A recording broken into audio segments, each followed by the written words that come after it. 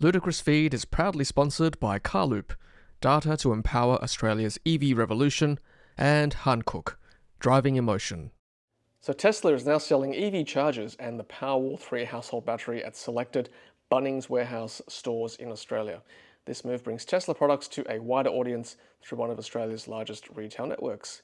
The Tesla wall connector is priced at $800 and $500 for the 6-meter cord. The price for the Tesla Powerwall 3 has not been specified yet by Bunnings. There'll be convenient installation options available as well, including installation for the wall connectors at specific locations like Castle Hill in New South Wales and Box Hill in Victoria, with plans to expand. With over 280 stores nationwide, Bunnings provides easy access for both new and existing Tesla customers, and similar retail strategies have been successful in the US through outlets like Best Buy. So Xpeng in Australia has a special introductory offer, including a 10-year complimentary warranty and first year worth of free servicing valued at $5,218. Xpeng's standard warranty includes 5 years on the vehicle and 8 years on the battery, but with this introductory offer, this brings it to 10 years for both the vehicle and the battery as well. The 5-year vehicle warranty extension is worth $2,990 and the 2-year battery extension is worth $1,990.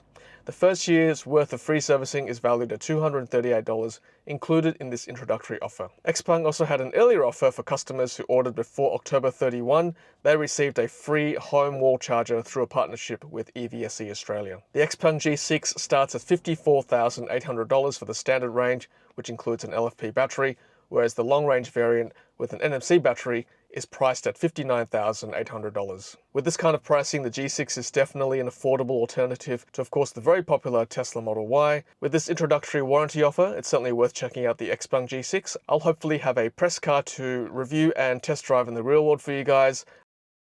Okay, so pricing has been announced for Zeekr's 009, which is a 7-seater luxury electric people mover. Pricing begins at $135,900 for the 7-seater variant and $139,900 for the 6-seater variant. It's got a 450 kilowatt dual motor all-wheel drive powertrain, 116 kilowatt hour battery for a WLTP range of 582 kilometers, and fast charging capabilities of up to 205 kilowatts. It's got Nappa leather, Safaro first-class aviation seats, 15.05-inch front display and a 17-inch rear display, Yamaha 300-watt sound system, and vehicle to load for external power supply. It's going to be positioned in the luxury people mover segment, so competing potentially against the Lexus LM, possibly the Kia Carnival, although it's slightly more expensive than that of course, and other electric people movers like the LDV MIFA 9. It could be up also against other electric large SUVs like the Kia EV9. It's got a 5-year unlimited kilometer warranty, and an 8-year 160,000 kilometer battery warranty too. Of course, the Zeekr 009 is a luxury people mover, so I suspect it'll be very useful for fleet buyers, such as airport chauffeurs, and maybe luxury hotels as well. So once again, I'm looking forward to taking the 009 for a real-world test drive on Australian roads. So BYD has produced its 10 millionth new energy vehicle, NEV, which includes both electric and plug-in hybrid models. This was achieved in 30 years since the company's inception. The milestone was celebrated at an event in China with BYD founder and CEO Wang Chuanfu. The 10 millionth vehicle was a black Denza Z9. Denza was originally a joint venture with Mercedes-Benz, but is now fully owned by BYD. So the Denza Z9 is available as a BEV, battery electric vehicle, or a plug-in hybrid, PHEV. And the BEV variants include a 100 kilowatt hour BYD Blade LFP battery with approximately 500 kilometers of WLTP range, DC fast charging at 270 kilowatts with a 0 to 100 sprint time in 3.5 seconds. It's got a powerful tri-motor system delivering 710 kilowatts of output. That's a lot. So BYD in Australia has delivered over 16,000 NEVs in 2024, including models like the Atto 3, Dolphin and Seal, and over 30,000 new energy vehicles sold in Australia alone since entering the market just 2 years ago. So globally, monthly sales now exceed 500,000 NEVs around the world, and BYD is expanding aggressively, on track to produce 5 million NEVs annually by 2025, intensifying its competition with Tesla, of course. So as always, I'll try to get my hands on a Denza when it arrives in Australia.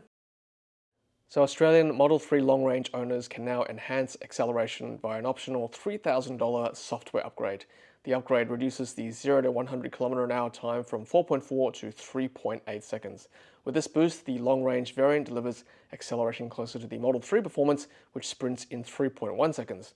The long range with the boost remains $13,000 cheaper than the performance, offering greater range. The long range provides 629 kilometers of range with 18-inch Photon wheels, and the performance models, due to the larger wheels and drive units, lose over 100 kilometers of range and achieves 560 kilometers WLTP range. The Model 3 performance includes track mode and a top speed of 261 kilometers an hour compared to 201 for the long range. So Tesla has sold 14,475 Model 3 units in 2024, mostly rear-wheel drive variants, and the $3,000 leasing bonus valid until December 20, and low financing rates could encourage buyers to upgrade to long range with the new boost. So the Tesla long range variant arguably now stands out as the best in its class for range and acceleration at a competitive price. So BYD has launched the Sealion 7, a highly anticipated electric SUV in Malaysia, priced between equivalent of 63,500 to 69,000 Australian dollars. It'll be initially available in premium rear-wheel drive and performance all-wheel drive variants.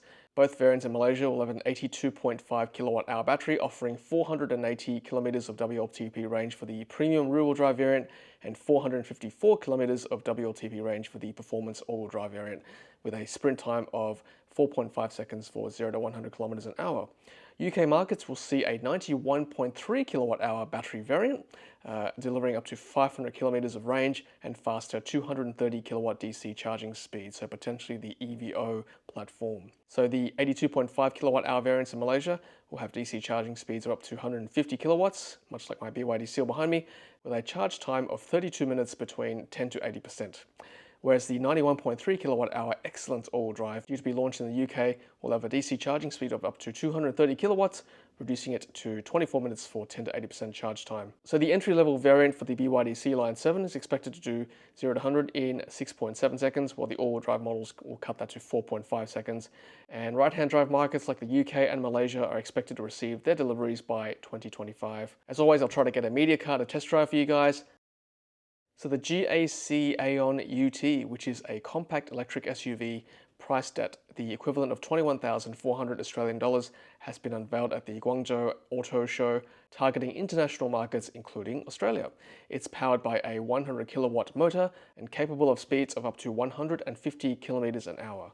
It'll feature an LFP battery pack, delivering 600 kilometers of NEDC range, which is about 500 kilometers of WLTP range, outperforming many competitors in this price range. It'll be 4.27 meters in length and very similar to its rivals like the MG4, BYD Dolphin and GWM Aura. A minimalistic interior with two screens, one a 14.6-inch infotainment screen and another 8.8-inch driver display. So it's going to be positioned to compete with the popular MG4, of course, and appeal to EV buyers seeking affordable hatchbacks over SUVs. GAC plans to launch the Aion VE SUV in Australia first, with the UT likely to follow soon after. So deliveries will begin in China in Q1 2025, with hopefully international markets, including Australia, to follow shortly after. So as always, I'll try to get a media car to test drive for you guys after launch. So, the Deepal S07 SUV, made by Chinese automaker Changan, is now available in Australia, starting at $53,900. The price was recently announced at the Sydney International EV Autoshow and adds competition to a very full medium electric SUV market.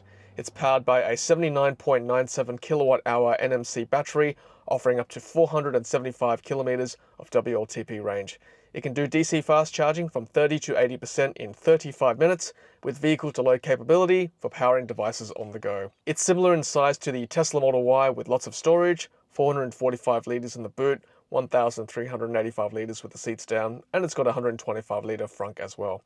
It's equipped with a 15.6-inch rotating infotainment screen, Apple CarPlay and Android Auto ready, and it's got 14 Sony speakers. Comes with a 7-year, 160,000 kilometre vehicle warranty and an 8-year, 240,000 kilometre battery warranty as well. Available now at 4 dealerships across Sydney and Melbourne, with more locations expected Australia-wide. I'll hopefully have a press car to review and do a real-world test drive for you guys, and also to compare it to other cars in this electric SUV market, including, of course, the Tesla Model Y, the Kia EV5, the Xpeng G6, and also the Leapmotor C10. So stay tuned for that. So Geely's upcoming EX5 electric SUV has received approval for sale in Australia, marking its first entry into our market. It features an 11-in-1 powertrain and cell-to-body CTB technology. It's built on Geely's GEA electric architecture with a 160 kilowatt front-mounted motor, achieving 0 to 100 kilometers an hour in under 7 seconds, and that is faster than the BYD Atto 3. It's going to be one of the lightest electric SUVs around, weighing between 1,662 to 1,665 kilograms. Energy efficiency is rated at 11.9 kilowatt hours, but take that with a grain of salt because that is the NEDC range.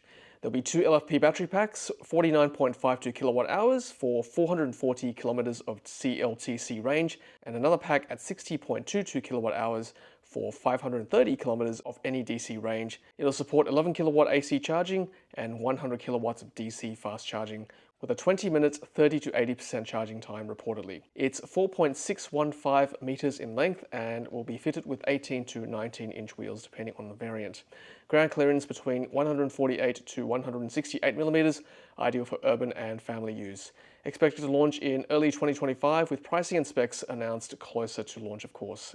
And as always, I'll try to get a press car to review on launch. So AGL in Australia has rolled out the first of 149 pole-mounted EV chargers in Sydney. This is designed to support EV owners without off-street parking, addressing a key barrier to EV adoption. 39 chargers have been installed in suburbs like Birchgrove, Balmain and Newtown, offering free charging until January 2025. This is a great incentive for early adopters in Sydney's inner west. Around 30% of New South Wales lack private off-street parking, leading to unsafe charging practices like running extension cords over footpaths. These new chargers will provide convenient, safe, curbside access to EV charging for urban residents. These pole-mounted chargers minimise construction impact and don't require dedicated parking spaces. Partly funded by the New South Wales State Government grant, they'll aim to set a model for statewide expansion. The chargers will be powered by green power, ensuring that the energy used is offset with renewables. AGL reinforces its commitment to sustainable EV infrastructure. If successful, this pilot project could inspire broader implementation across New South Wales and beyond. The Chery Omoda E5, which is the first EV from Chery in Australia, now starts at $39,990 after a $3,000 year-end price cut, making it one of the most affordable EVs in the market for this segment. The Omoda E5 also earned a 5-star ANCAP rating with high scores across adult and child occupant protection, as well as safety assist features. The battery safety has also been tested, ensuring durability in crashes. The entry-level BX model includes dual 12.3-inch screens, wireless Apple CarPlay and Android Auto, and a 50-watt wireless charger, whereas the premium EX model offers added luxuries like a powered sunroof, ambient lighting, and a 360-degree camera. Both models deliver 430 kilometers of range with a 61 kilowatt-hour battery, and fast charging can recharge from 30 to 80% in just 28 minutes. So the Omoda E5 combines strong safety, affordable pricing, and solid features, making it a great compact EV option for Australia. Check out my Chery Omoda E5 review. So Hyundai has unveiled the Ioniq 9, a 3-row, 7-seat all-electric SUV, topping its EV lineup. It debuted at the Los Angeles Auto Show and is set to launch in South Korea and the US in early 2025, with European markets to follow shortly after.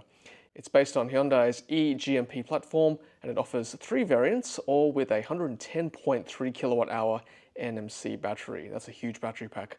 The first one is a long-range rear-wheel drive with a 160 kilowatt motor and 620 kilometers of WLTP range. That's huge. 0 to 100 in 9.4 seconds. Then a long-range all-wheel drive with a 230 kilowatt power motor, 0 to 100 in 6.7 seconds. And then the performance all-wheel drive, 320 kilowatts of power, 0 to 100 in 5.2 seconds. That is fast for a big battery.